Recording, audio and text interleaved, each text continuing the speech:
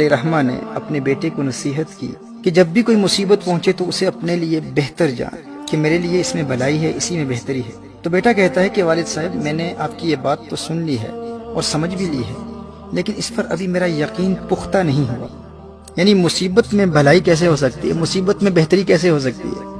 بیٹے کے یقین میں پختگی پیدا کرنے کے لیے دونوں باپ بیٹا اس حوالے سے وقت کے نبی سے رہنمائی حاصل کرنے کے لیے طویل سفر پر روانہ ہوتے ہیں۔ کئی دن رات سفر جاری رکھا، راستے میں ایک ویران جنگل میں داخل ہو گئے۔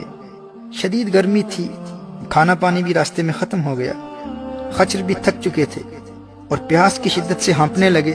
تو دونوں باپ بیٹا خچروں سے نیچے اتر آئے اور پیدل ہی چلنے لگے۔ اب اچانک بہت دور ایک سایہ اور دھواں سا نظر آیا، تو حضرت حکیم لقمان علیہ الرحمہ نے گمان کیا کہ وہاں شاید کوئی آبادی ہے، تو اسی طرف چلنے لگے۔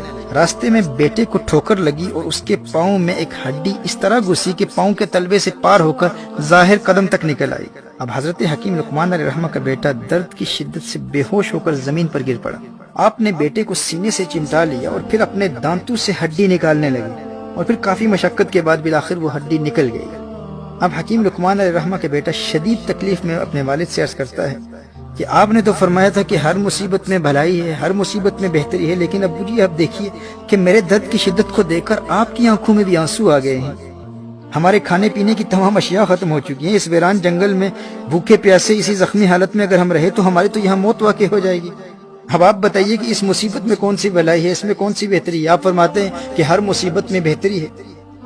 حضرت حکیم لقمان علیہ الرحمہ نے ارشاد فرمایا، بیٹے اس مصیبت میں بھی تمہارے لیے کوئی بہتری ہے۔ ہو سکتا ہے کہ اس چھوٹی مصیبت میں تجھے مبتلا کر کے تجھ سے کوئی بڑی مصیبت دور کر دی گئی ہو۔ محترم احبہ، ابھی آپس میں باتیں ہی کر رہے تھے کہ حضرت حکیم لقمان علیہ الرحمہ نے نظر اٹھائی اور وہاں دور جو دھواں نظر آ رہا تھا وہ غائب ہو چکا تھا، اور دور گھوڑے پر سوار سفید لباس زیب تن کیے ایک شخص نظر آیا جو بڑی تیزی سے ان کی طرف آ رہا تھا، اور جب وہ بالکل قریب آیا تو نظروں سے اوجھل ہو گیا، اچانک غائب ہو گیا۔ اور پھر ایک آواز آئی کہ میں جبرائیل ہوں اور مجھے صرف انبیاء علیہم السلام اور مقرب فرشتے ہی دیکھ سکتے ہیں۔ مجھے اللہ جل وعلا نے حکم فرمایا تھا کہ میں فلاں شہر اور اس کے آس پاس کے لوگوں کو زمین میں دھنسا دوں۔ مجھے خبر دی گئی تھی کہ تم باپ بیٹا اسی شہر کی طرف آ رہے ہو۔ اللہ جل وعلا نے تمہیں اس شہر میں داخل ہونے سے روکنے کے لیے آپ کے بیٹے کو آزمائش میں مبتلا کیا اور اس کے پاؤں میں ہڈی چبھ گئی، اور اس چھوٹی مصیبت کے ذریعے اس شہر والوں کے ساتھ ہلاک ہونے کی بڑی مصیبت سے اللہ جل وعلا نے تمہیں بچا لیا ہے۔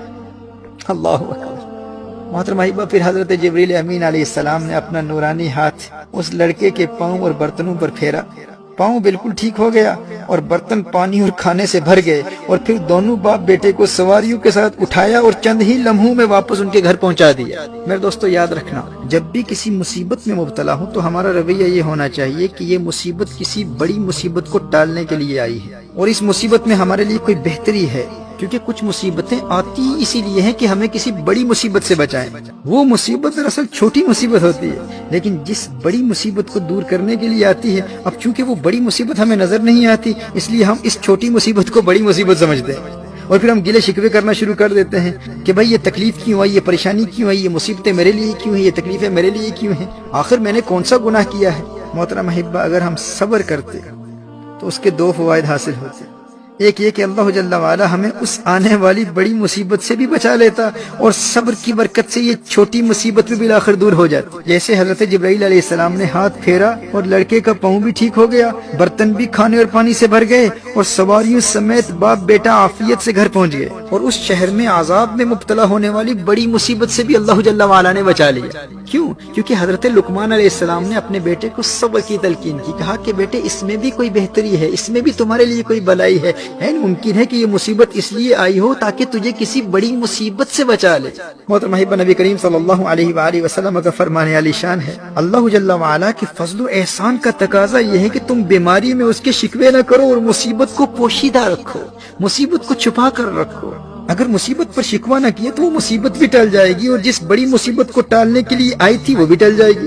ایک روایت میں آتا ہے کہ اللہ جل وعلا انسان کو ایک چھوٹی تکلیف دیتا ہے، لیکن بندہ جب اس چھوٹی تکلیف پر شکوہ کرتا ہے تو اللہ جل وعلا اس شکوے کی وجہ سے اس بندے کو بڑی تکلیف میں مبتلا کر دیتا ہے۔ یعنی پہلے وہ تکلیف چھوٹی تھی، لیکن اس نے شکوہ کیا، اس نے گلہ کیا، تو اللہ جل وعلا نے اس شکوے اور گلے کی وجہ سے ایک بڑی مصیبت میں مبتلا کر دیا۔ دین کی بات پھیلانا صدقہ جاریہ ہے، ثواب کی